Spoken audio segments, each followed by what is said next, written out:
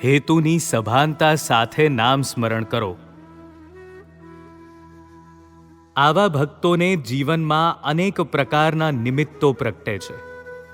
એ આજુબાજુના ત્રસ્ત લોકોને જોઈને, તેમના દુઃખોને જોઈને તેવાઓને ભગવાનનું સ્મરણ કરવાનું કહે છે અને એ રીતે રચનાત્મક પ્રવૃત્તિ તરફ વળવાનું કહે છે. જીવનમાં સદ્ભાવ, સુમેળ, સદ્વૃત્તિ એ બધાની ખાસ જરૂર છે. એકબીજા ખાતર ઘસાવાનું હોય છે, પણ તે બેળે બેળે નહીં. સમાજની રચના જ એવી છે કે એમાં કોઈનું ચાલતું નથી. જો ઘસાવાનું પ્રેમથી ન થાય તો વિકૃતિ થાય છે. એટલે જ પ્રેમથી કરવાનું હોય છે, એ કાંઈ જુદી પ્રવૃત્તિ નથી. જો આ બધું પ્રેમથી કરવાનું બને તો તે વિકાસ પામે, સદ્ગુણો ખીલે. એના સિવાય ભગવત સ્મરણમાં ઉઠાવ નથી આવતો. આની સાથે અનાસક્તિ, નિષ્કામતા, નિર્મમતા, નિરહંકારતા વગેરે ગુણોવાળી મનની સ્થિતિ પણ પ્રગટાવવાની જરૂર. નામ સ્મરણ એકલું અડધો કલાક કે 5 માળા કરે પત્તો નહીં ખાય. તે સતત ચાલવું જોઈએ. આમાં ભાવનાથી વર્તવાનું બને તો શાંતિ પ્રાપ્ત થાય. એ મોટામાં મોટો લાભ છે. એ શાંતિ ટકે અને ભગવાનનું સ્મરણ થાય તો ઉત્તમ રીતે થઈ શકે. મન, ચિત્ત, પ્રાણ અને અહમ વગેરે દ્વંદ્વોથી સંકળાયેલા હોય છે. સ્મરણ એ તરણોપાય છે.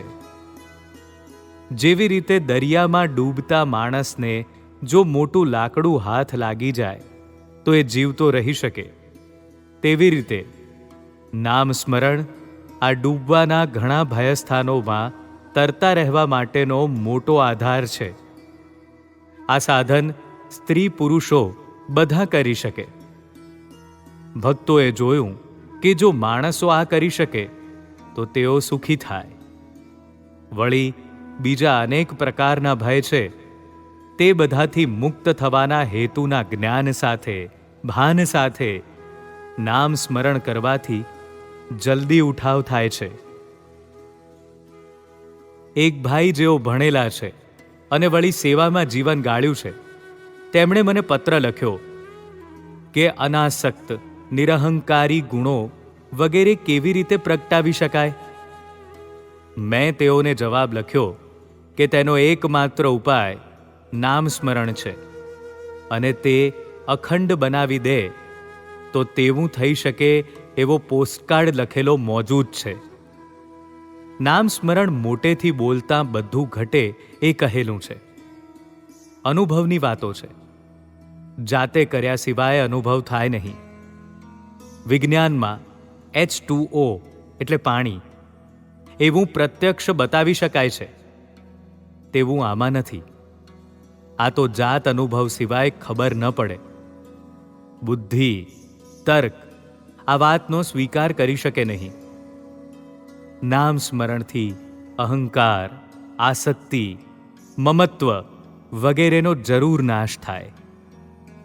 કોઈ કહે કે ઇમ્પોસિબલ છે, તમે રેશનલ નથી, બુદ્ધિના એક તુક્કાથી વાત ઉડાવી દો છો. તેને હું કહું છું કે અખતરો તો કરી જુઓ. પ્રામાણિકપણે અને ભક્તિપૂર્વક, સિન્સિયરલી, ઓનેસ્ટલી, ડિવોશનલી, પછી જુઓ કે શક્ય છે કે નહીં. જ્યાં સુધી આમ કરે નહીં ત્યાં સુધી ઇમ્પોસિબલ કહે તે બરાબર નથી. બુદ્ધિવાળા એમ કહે છે કે થઈ શકે કે ન પણ થઈ શકે તો તે હજુ સમજાય એવું છે. મહાત્મા ગાંધીજી નાના હતા ત્યારે બીકણ હતા. તેઓ ભગવાનનું નામ લેતા અને એ શ્રદ્ધાથી બીક લાગતી ન હતી. હું તો કહું છું કે બને કે ન બને તો પણ સ્મરણ તો કરો. સમજીને કરશો તો ઉત્તમ થશે. કરો તો આ જન્મમાં પણ થઈ શકે. પણ ખરેખર ખામી તો એ છે કે એટલો ઉત્સાહ, એટલી ધગશ, એટલી તમન્ના હોતી નથી. એમાં તામસ, આળસ નહીં ચાલે. જો નામ સ્મરણ નિરાગ્રહપૂર્વક અજપા જપ સુધી લઈ જવાય તો બધું શક્ય છે.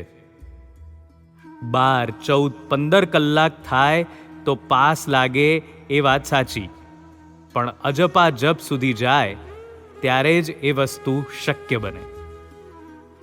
હરિ ઓમ.